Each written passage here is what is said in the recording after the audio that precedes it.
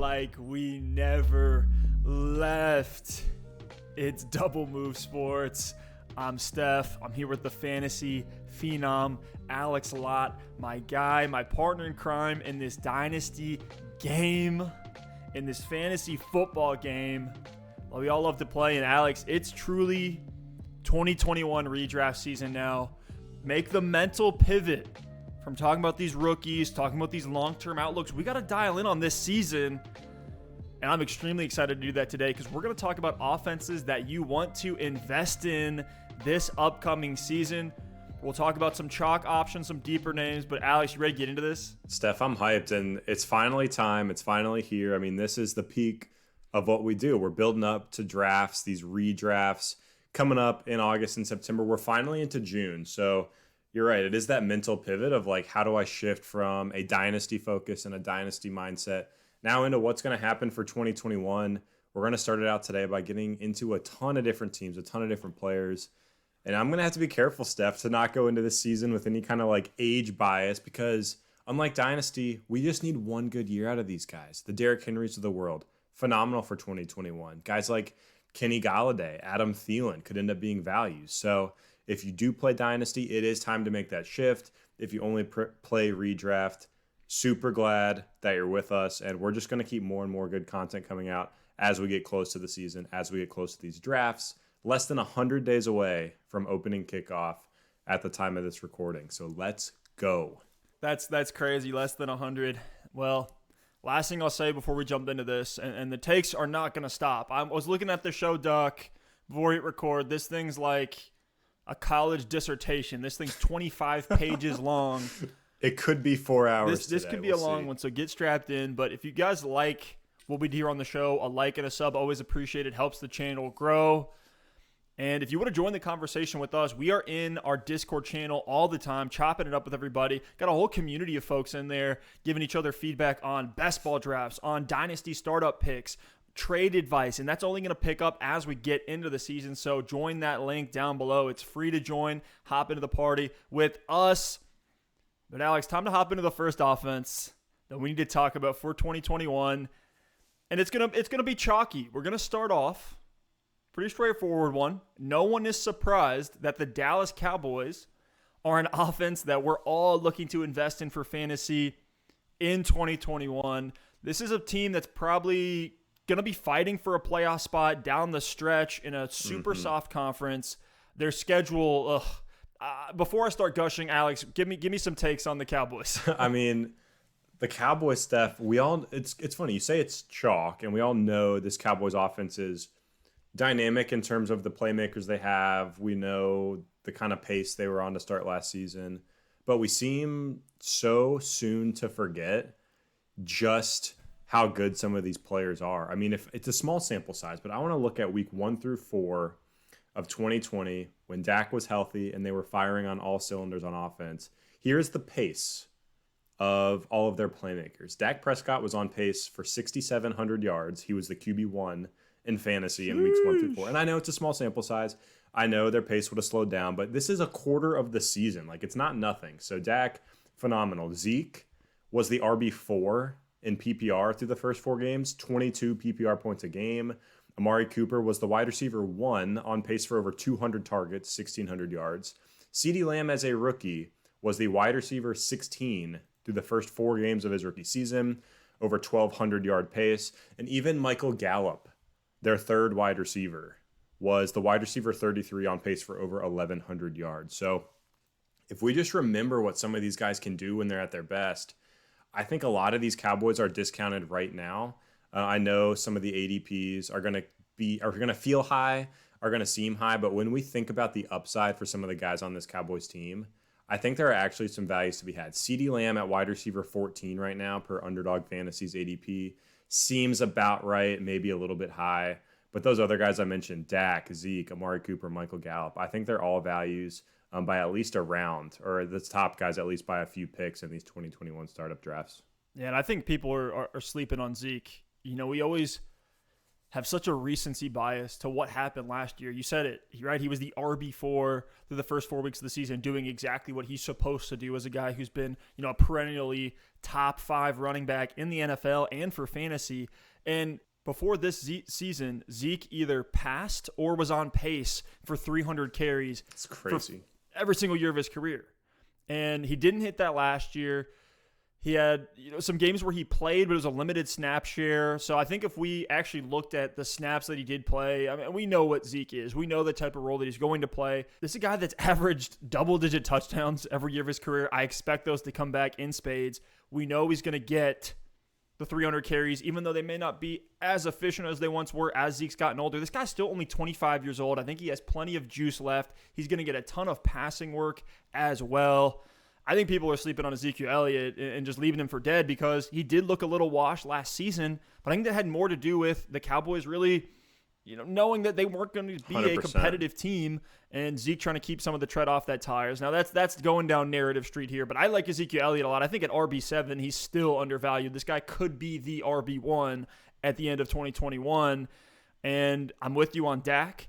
And I'm with you on Cooper. I mean, Cooper could literally be the wide receiver 1 this year. I think that's completely in the range of outcomes. He's the clear alpha X wide receiver on a team that should have over 600 pass attempts. The defense isn't getting any better. And then you even have some deeper names like Tony Pollard, who are, I'm getting him in redraft. I'm buying him in Dynasty. Best ball is fantastic. I've been just hoarding the Tony Pollard shares in these best ball formats because I think he could be a value. And I went back and listened to us talking about Dallas before the start of last season, and we were talking about, Blake Jarwin is going to step into this Jason Witten role.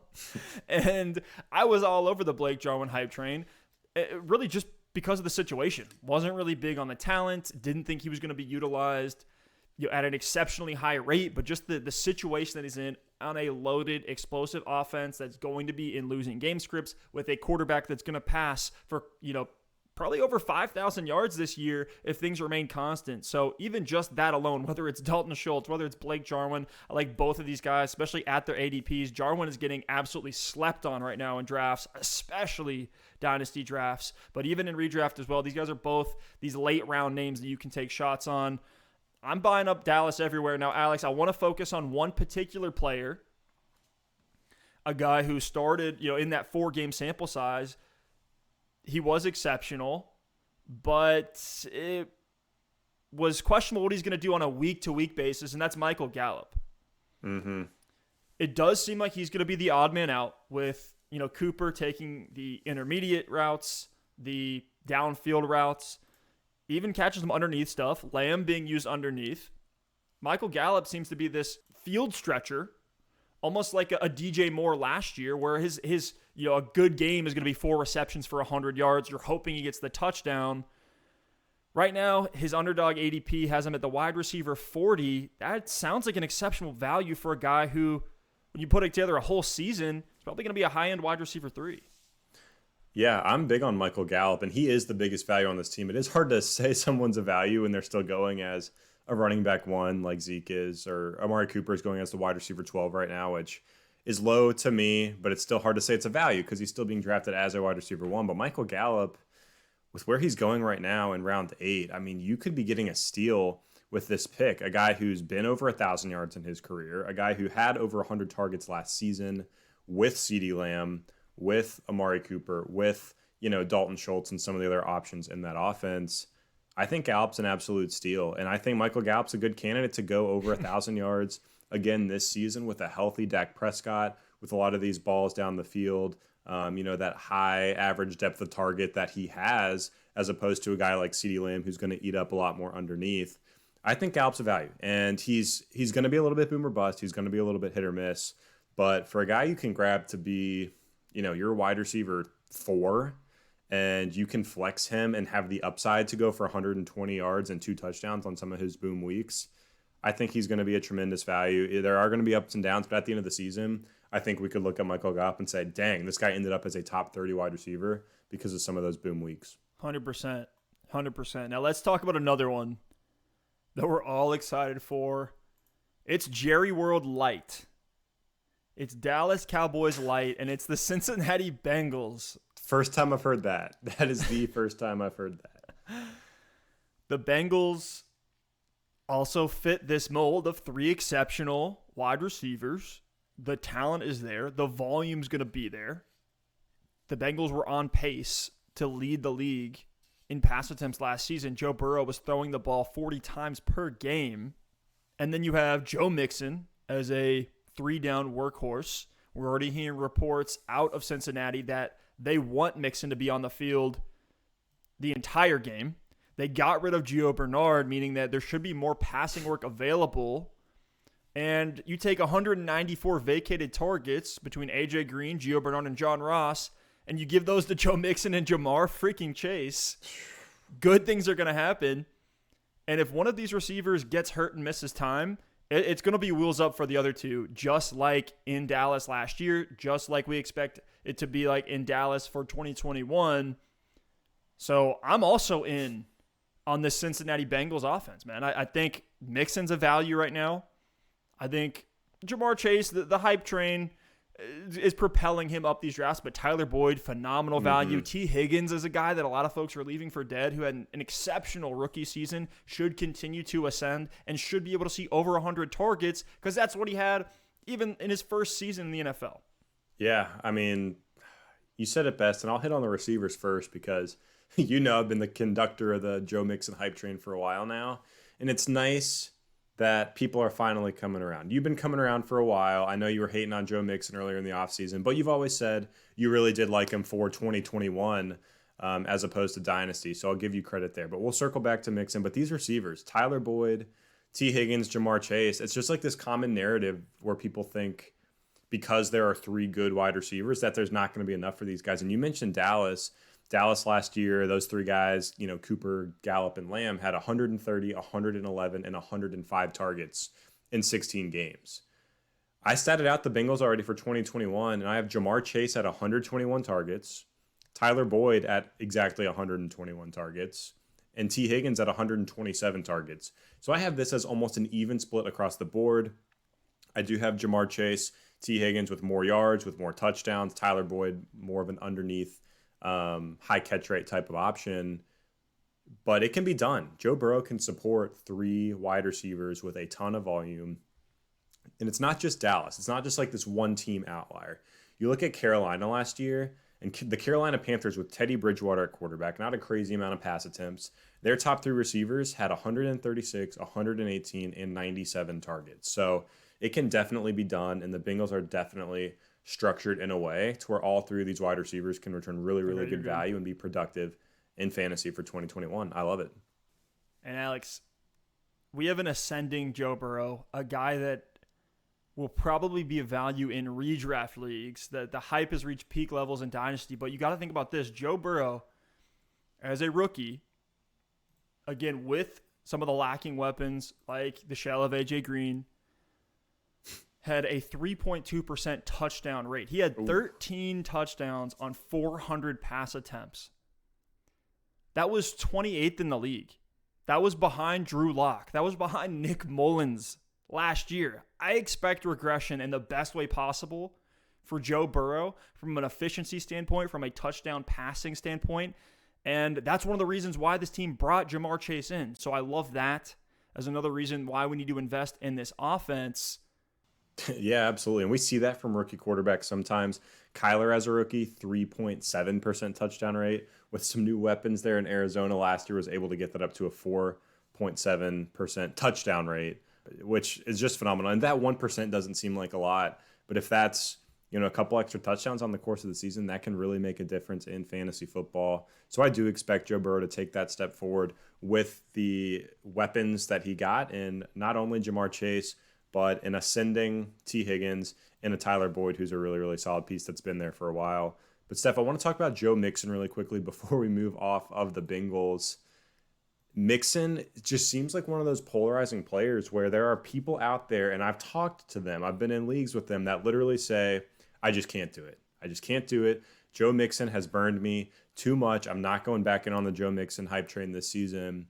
I'm like, what do you mean burned you? Joe Mixon, after an RB10 season, after an RB13 season, was the RB9 last year before he went down to injury. And I know the efficiency was rough, but his usage has been phenomenal. Even last year in the 6 games that he played, 20 carries a game, over 4 targets a game. I know the offense struggled, but he still was putting up numbers, although he did have that one big pop game, which used things a little bit. But if you look at Joe Mixon for 2021, his situation only gets better from these good fantasy football seasons he's had when on the field in the last 3 years. You look at 2021, he now has Jamar Chase on the offense, which should elevate Joe Burrow, which should elevate the scoring opportunities that he has on the field. Longer drives. You look at longer drives. You look at Giovanni Bernard being gone. And Giovanni Bernard wasn't getting a ton of carries when Mixon was active and Giovanni Bernard was also on the field, but Giovanni Bernard was getting a ton of passing workload coming in on third downs, coming in on 2-minute drills. If Joe Mixon gets that extra 2-3 targets a game, oh my gosh, the numbers could be ridiculous this season. And then you look at the offensive line, and I know the Bengals passed on Penei Sewell to draft Chase, but they did address the O-line in some other ways, and I think it will be better in 2021. They picked up Riley Reif at offensive tackle. They drafted Jackson Carman at offensive tackle in round 2, and they drafted another offensive tackle and a center on day 3 of the draft. So they did address that position. I think it will be better for 2021. So assuming Joe Mixon is 100% healthy, which all signs are pointing to, all the coach speak, all the medical reports are looking really, really good for Mixon. I don't understand why you couldn't like him as an RB1 for 2021, and that's right where I have him.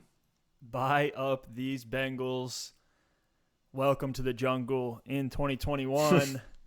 But let's talk about one that's a little less chalk, but I think one that we're all excited about. And as I started to dig into this team a little bit more and their 2021 outlook, the LA Rams, man, last year their offensive line took a big jump up. That was one of our concerns going into 2020, was if their O-line could produce, could allow Cam Akers, Darrell Henderson, and Malcolm Brown to be able to move the chains on the ground. And they were able to do that.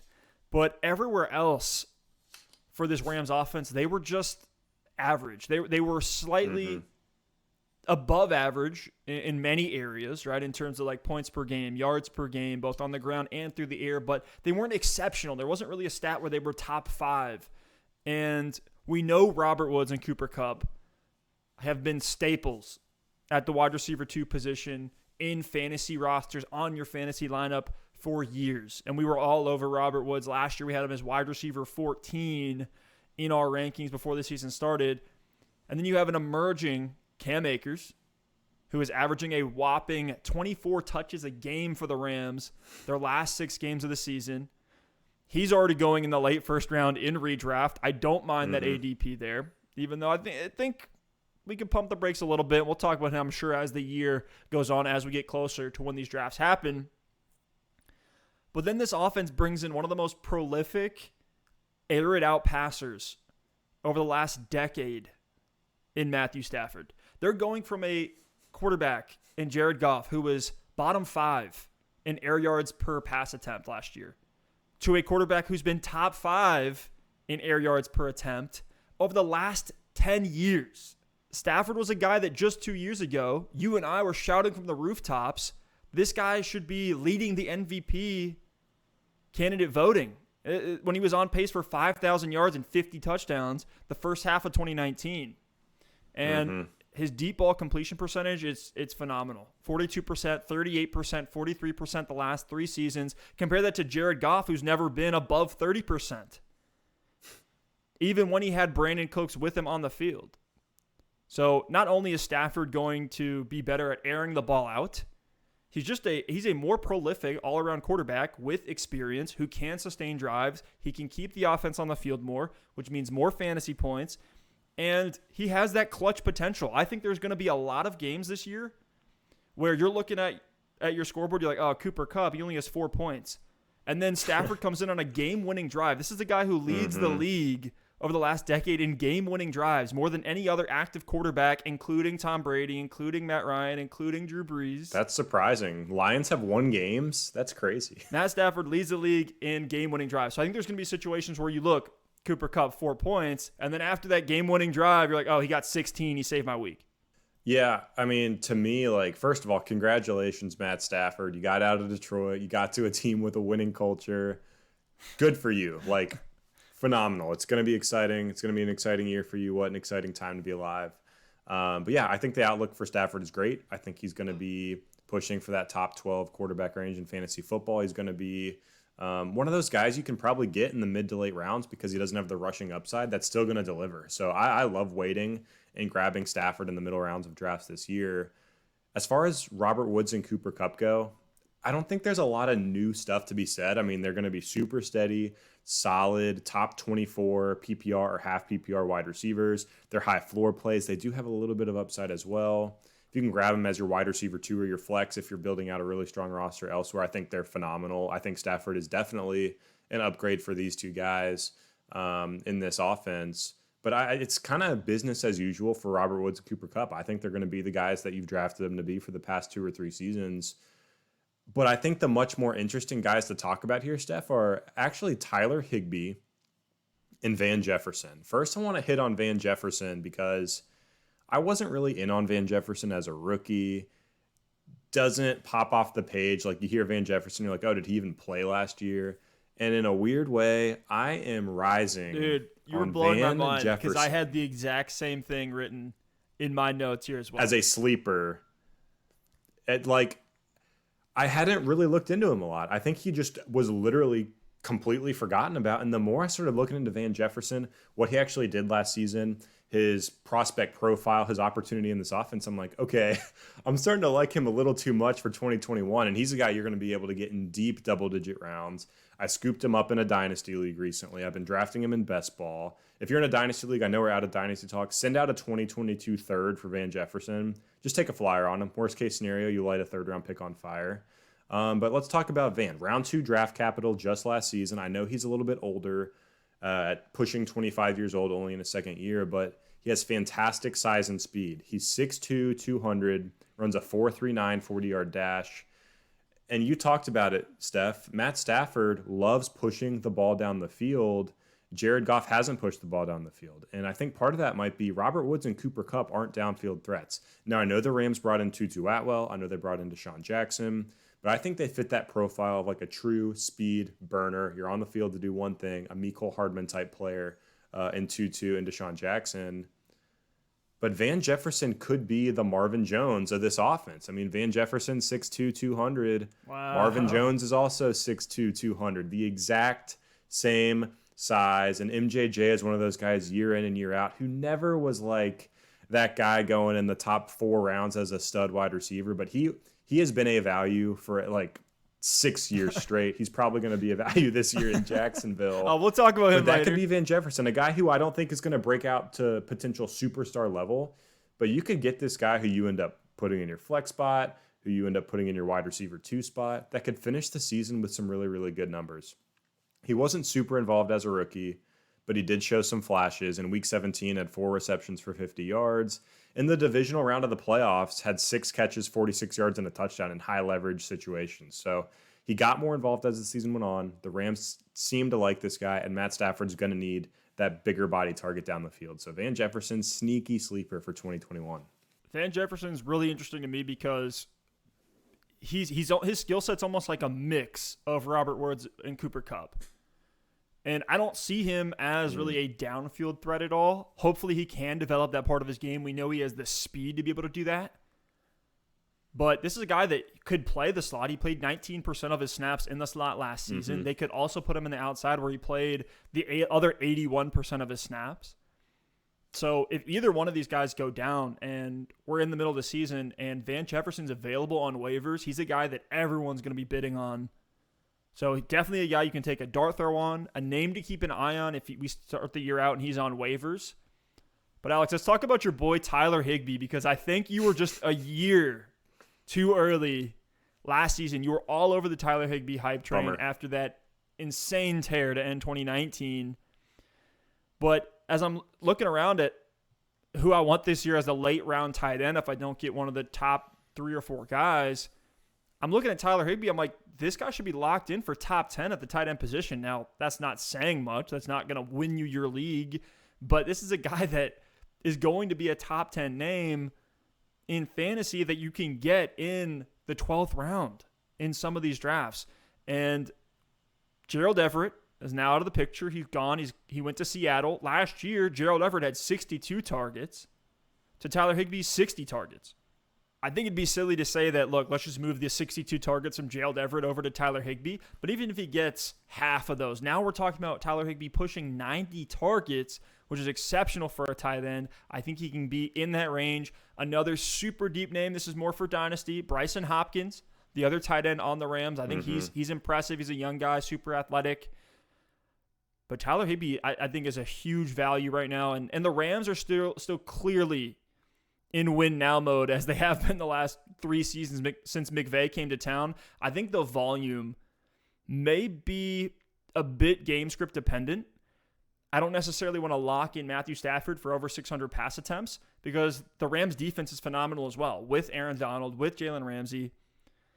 Their schedule is a little bit tough to start the season. They have Chicago, Indianapolis, and Tampa Bay the first 3 weeks. But then after that, it's going to be an incredible stretch. Listen to these next couple games. Arizona, Seattle, New York Giants, Detroit Lions, the Texans, and the Titans. So should be a lot of shootouts, a lot of soft defensive matchups. I'm plugging in Cam Akers everywhere. I'm getting Matt Stafford at value. I'm plugging in Woods and Kupp as wide receiver 2s. I'm taking the flyer on Van Jefferson, and I'm grabbing Tyler Higbee late. You got to love a lot of these names in this offense. One last thing on Higbee, I won't take up too much time. It's weird because I feel like we've switched roles here. Like, I was all over Higbee last season, but fool me once, shame on you. Fool me twice, shame on me. I don't know if it was Gerald Everett. I think it was the role for Higbee because as someone who drafted him in a lot of places last year, I watched a lot of the Rams games and their snaps, and Higbee was on the field a ton, 78% of snaps, 8th in snaps at the tight end position.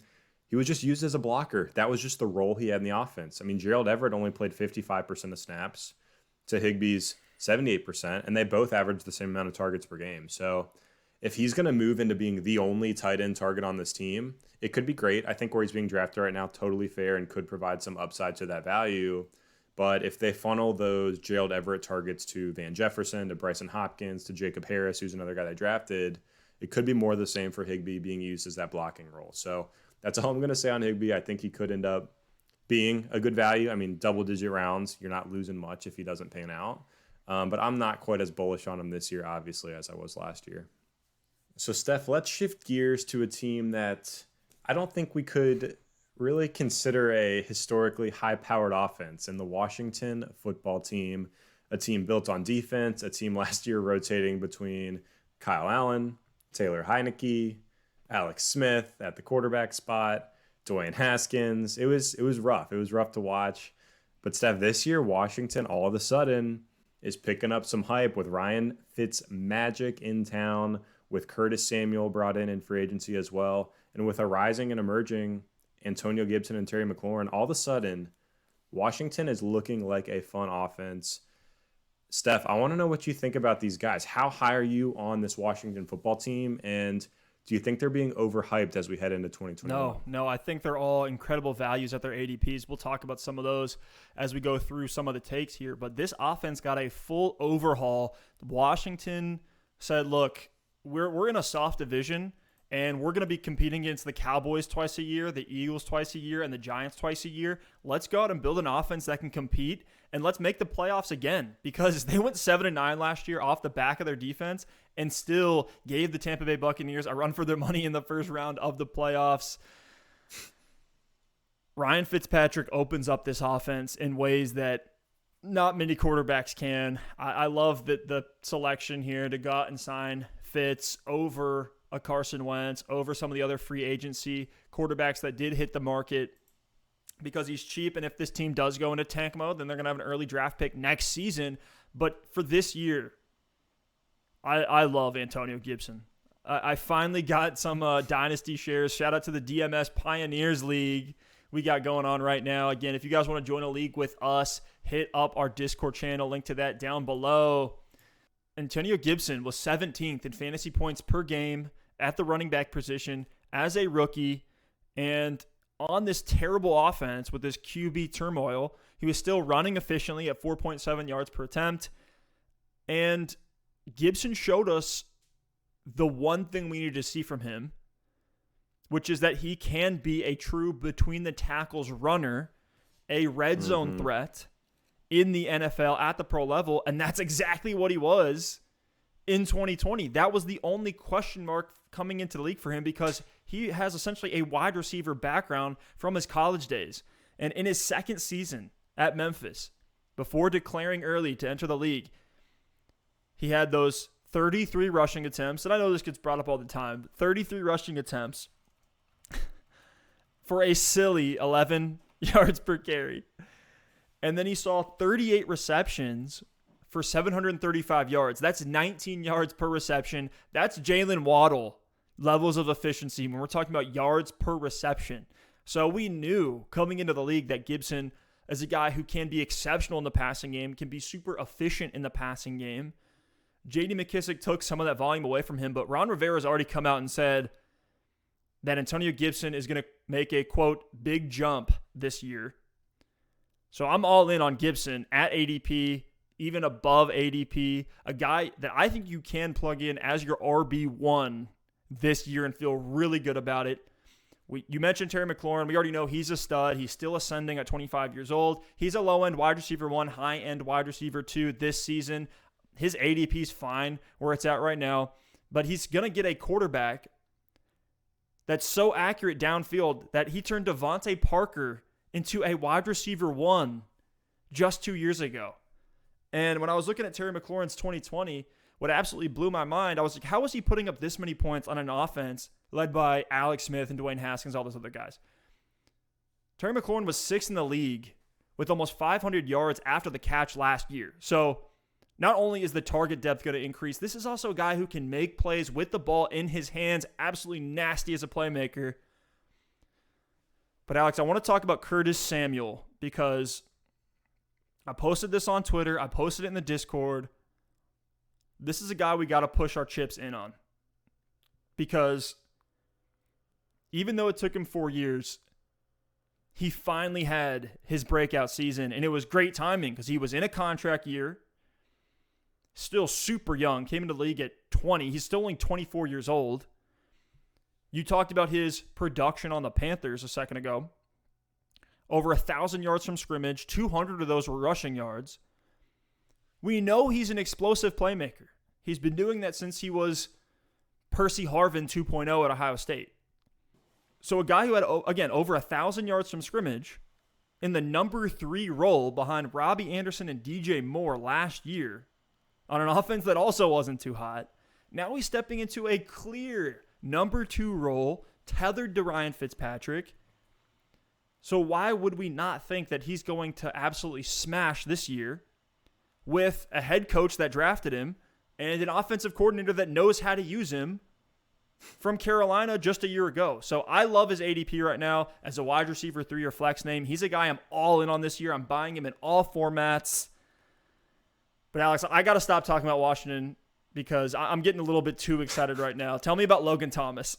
Man, for a second, I thought I was just going to sit here the whole time and let you talk, but I don't want to talk about Logan Thomas. He's fine. He's a top 12 tight end. I'm not, going crazy over a 30-year-old breakout tight end who used to be a quarterback, but I think he's going to be fine. Like, if you want to wait and take a tight end in those middle rounds, I think Logan Thomas, who was the tight end 4 last season, actually could return some pretty good value. But I love everything he said. And with Antonio Gibson specifically, I don't know why, but for some reason, maybe it's because I don't have shares of him anywhere and I didn't have him last season. I just am trying to find reasons not to like him for this year, and I can't do it. Everything I look at with Antonio Gibson just points towards him having an absolute monster breakout season. And you said it best when you said he proved he can run in between the tackles. And when you think about his rookie year, he was so efficient, so good as a runner. His touchdown upside was good on a terrible offense as well, which made no sense. And now he finally gets the offense to support the touchdown upside, to support longer drives, to support playing with leads with that good defense. So I think it's only wheels up for Gibson. It's just so interesting that in his rookie year, we saw him be so good in between the tackles, and we didn't see him used as much as we would have liked to in the receiving game, which coming out of college, he was supposed to be that pass-catching receiving back, And the question mark was, could he do it in between the tackles? So we kind of flipped the script in his rookie season and gave us the opposite of what we expected to see, which isn't necessarily a bad thing because it just proves to me that he can do both. And now with the coaching staff that trusts him, now with J.D. McKissic being a year older and Alex Smith gone and them really wanting to focus on this ground and pound run game with Fitzmagic chucking it down the field over the top out of the play action and a good defense, like I think the offense is just set up for extreme success for Antonio Gibson out of the backfield. And I don't think there's going to be a whole lot of competition for touches. Yes, I think J.D. McKissic does get his here and there, but I think Gibson could step up in the receiving game, which is going to be the thing that takes him over the top into that top 10, top upper echelon running back category. And what you said about McLaurin and Samuel is great. I can't fathom how Terry McLaurin was a top 20 wide receiver last year with the quarterbacks that they had in Washington. So absolute wheels up for him. He's been nothing short of phenomenal in his first 2 seasons in the league against all odds in terrible situations. Now you finally get a team that's coming off of a playoff appearance with a new coaching staff in Ron Rivera coming in last season, finally establishing that culture, building it into year 2 now that knows how to win. And you get him a quarterback that's going to chuck it, and it's absolute wheels up for Terry. So it's weird to say that this Washington football team could be dynamic, but I think there's a lot to like. I do like Curtis Samuel too. I think you hit it on the head with him. No need to repeat it, Stef. But man, Washington football team could be a playoff team and the team to beat in the NFC East this year. J.D. McKissic, I think, has the deep redraft league appeal. In PPR. You need a guy. Full PPR. Yeah, in PPR, when you have the bye weeks, you have injuries creep up throughout the year. Like, he's going to be a name that you can plug in. Yeah, he's another Nyheim Hines. Great point. He's another Nyheim Hines. Even, I'm going to throw out some deep names here, some waiver dart throws. I'm not saying draft these guys at all, but Adam Humphries playing the slot role, and then Diami Brown as another guy who can stretch the field. If one of these guys go down, if McLaurin or Samuel miss time, I think those names become interesting. And, when I was looking at this outlook from a volume standpoint, I was like, Fitzmagic typically is on teams that throw the ball a lot. I think a lot of that has to do with offenses building around his skill set. But then I was thinking, okay, Washington has this stout defense, especially that stacked front seven that's just insane with Chase Young, a bunch of other playmakers there. But when I looked at their schedule, right, the NFC East we already talked about, Cowboys were already gushing over. I'm going to talk about the Giants later. The Eagles added a ton of offensive weaponry in the draft. They should be exciting.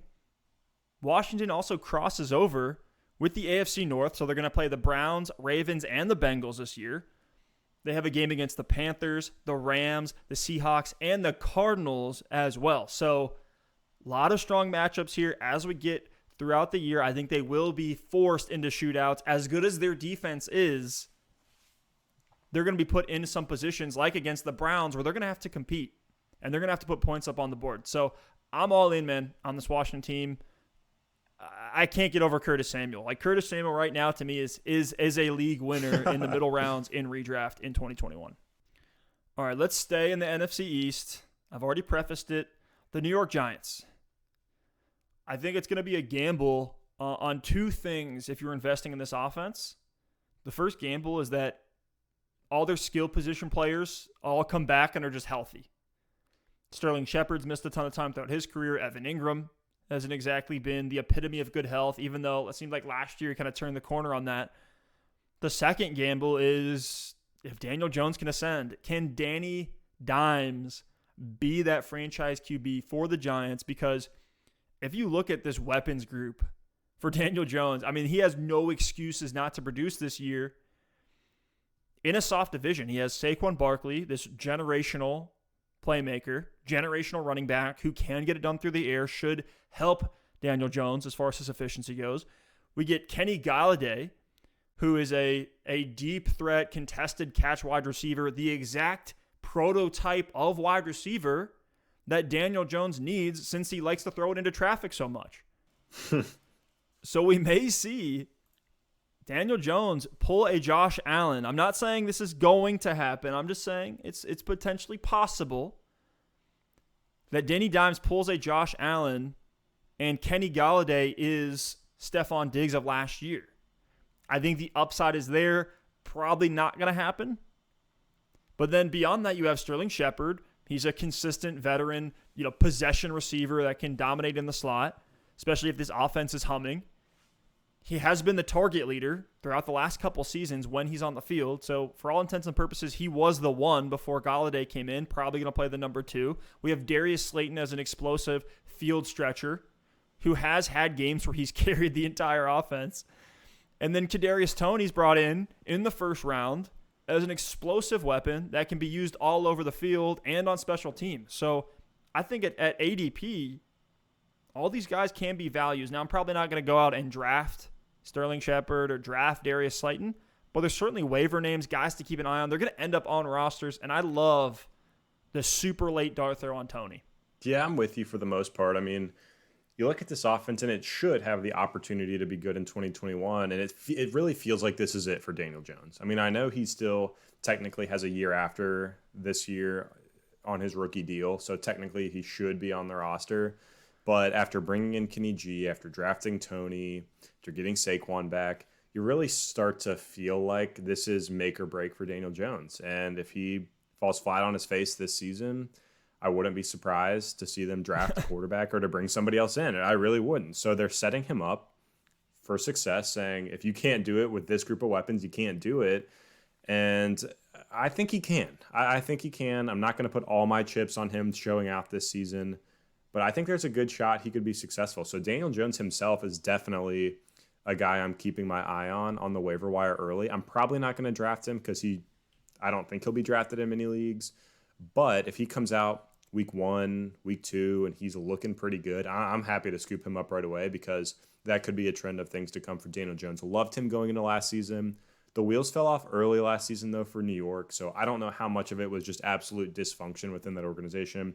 You think about Saquon going down early in the season. Daniel Jones was dealing with injuries of his own with his hamstrings. And then you've got Golden Tate causing all sorts of problems. Sterling Shepard, you said it, battling injuries. Evan Ingram, out of nowhere, just totally sucked. Finally stayed healthy. Finally got the targets we want to see Evan Ingram get. 109 targets, 4th at the tight end spot. Finished as the tight end 15. So that makes no sense to me. Maybe he just sucks and he's been playing us this whole time. I don't really know. But aside from that, I think it's pretty straightforward. Kenny G might be the only other one we need to talk about. But Kenny G is where it gets interesting to me because I think he's an extreme value. Right now, Kenny G is going in the back of round 5 per Underdog Fantasy. That is the wide receiver 25. He's being drafted outside of the wide receiver 2 range, and the Giants just paid him a 4-year, $72 million deal. With that contract, I expect the volume to go up for Kenny G and what he was seeing in Detroit. I expect him to get more targets. They might not be as efficient targets. They might not have the depth of target that he was getting from Stafford. But I do expect Kenny G to be the one and to be that number 1 red zone threat in the passing game for the New York Giants. So going as the wide receiver 25 right now, to me, seems like an extreme bargain because if he can stay on the field, there's no reason he's not going to be one of those guys that can give you a simple 5 catches for 80 yards with that touchdown upside and deliver week in and week out. So Kenny G's a guy who I think is definitely being undervalued. He could be a top 12 receiver. He's done it before in Detroit. I'm not concerned about the other weapons. It's like you wouldn't be like DeAndre Hopkins has Rondale Moore, who they drafted in the 2nd round, and Christian Kirk and AJ Green. People aren't worried about DeAndre Hopkins because he's a beast. Like you don't care about these sheep if you're a lion. And in this situation, I think Kenny G is the lion in New York. There's a bunch of other sheep in the offense that are good players in their own right. No disrespect to those guys. But if you're the number 1, you should be the number 1, and you don't have to worry about these targets going elsewhere. 100%. I love Kenny G this year.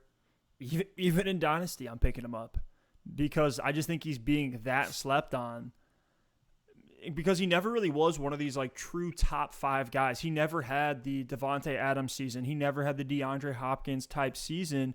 So just the name brand associated with Kenny Golladay isn't as high as some of these other stud wide receivers, but he can absolutely be that role. And now he is the clear number 1 on a team with tremendous volume.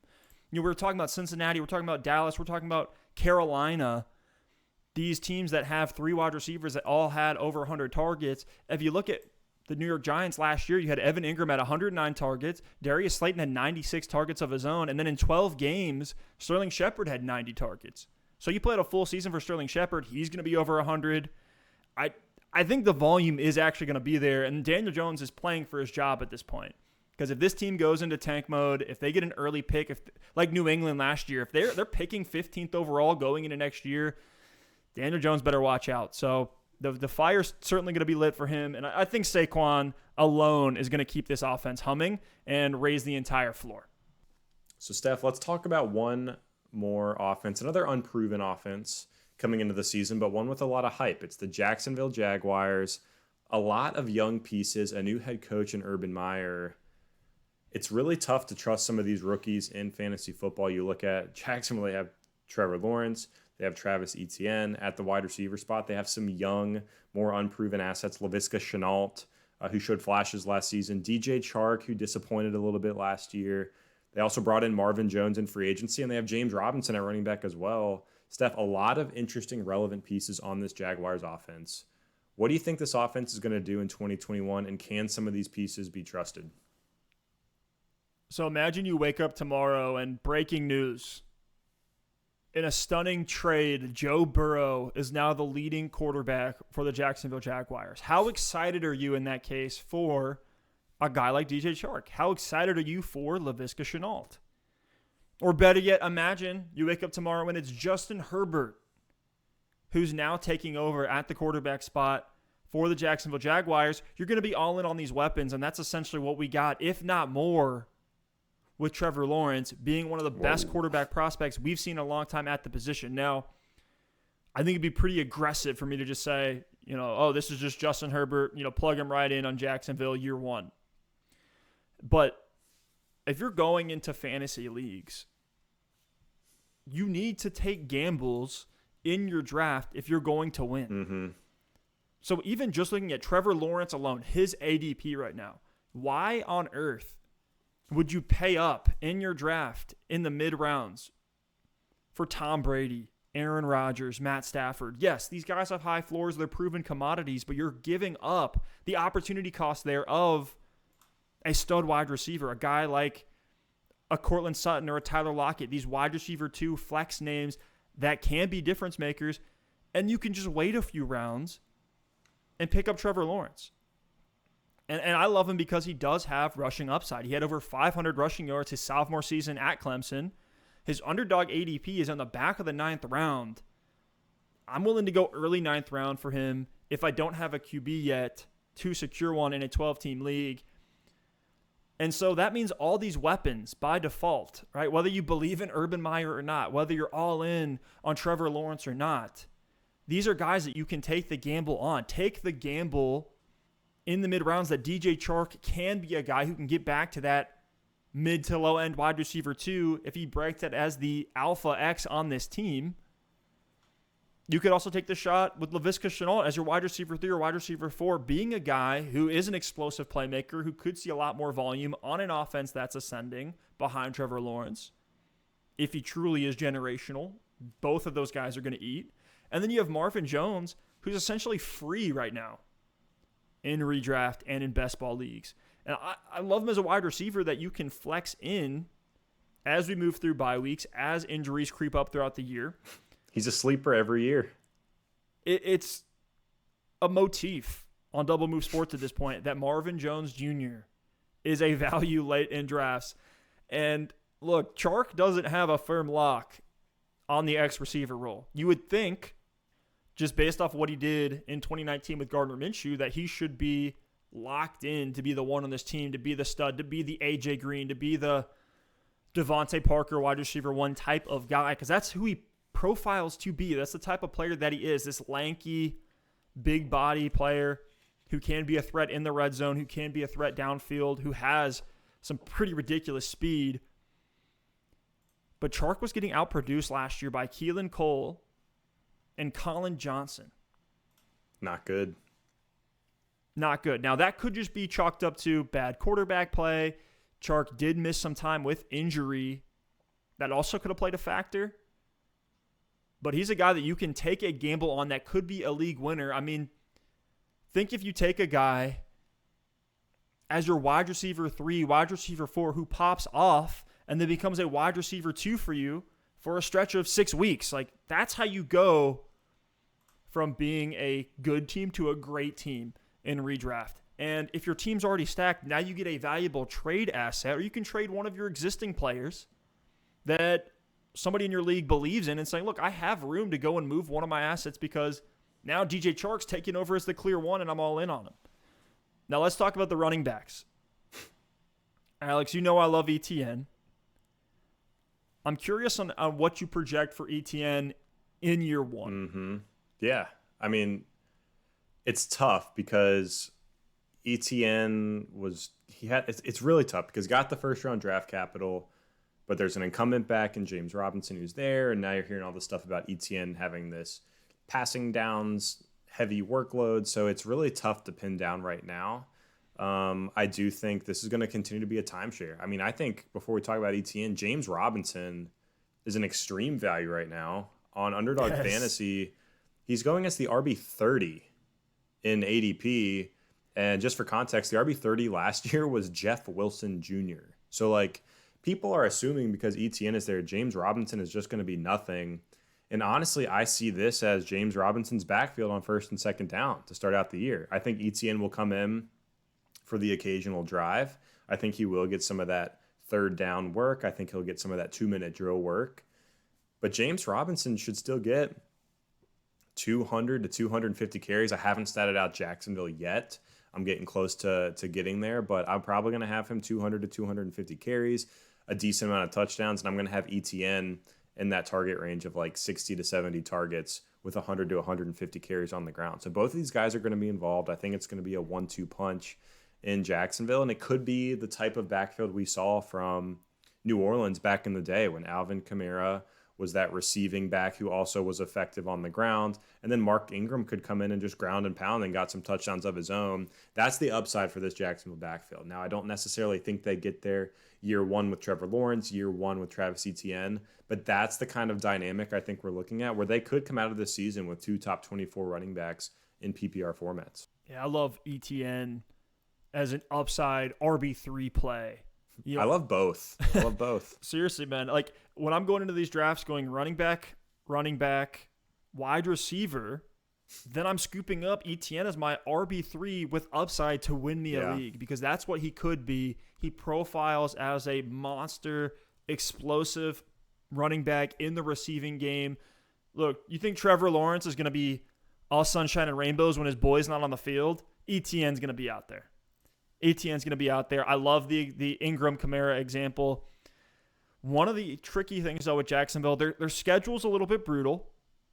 I think we're going to see some growing pains with a rookie quarterback, essentially a rookie head coach, if you want to think about it that way. He's going to be adjusting the NFL. We've already seen some questionable decisions from him in the draft and some of the things that he's saying about his personnel and the usage. But there's these value pockets on redraft boards right now where you can take the gamble, go out and try to win a league by taking a shot on a Jacksonville Jaguar playmaker and hope that Trevor Lawrence turns this offense into one that's just booming every single week. But Alex, I think that's it for today's episode. So excited that it is redraft season. And guys, we're going to be cranking out episode after episode every single week. We're going to be doing player breakdowns, offensive breakdowns. And once we get into the season, we'll be talking about matchups, start sits. That's where we made our hay the first year, was just start sits. So we know that's certainly in our wheelhouse. If you want to join the community, hit up that Discord link down below. Again, if you like the show, a like and a sub, always appreciated. And we'll see you next time. Peace.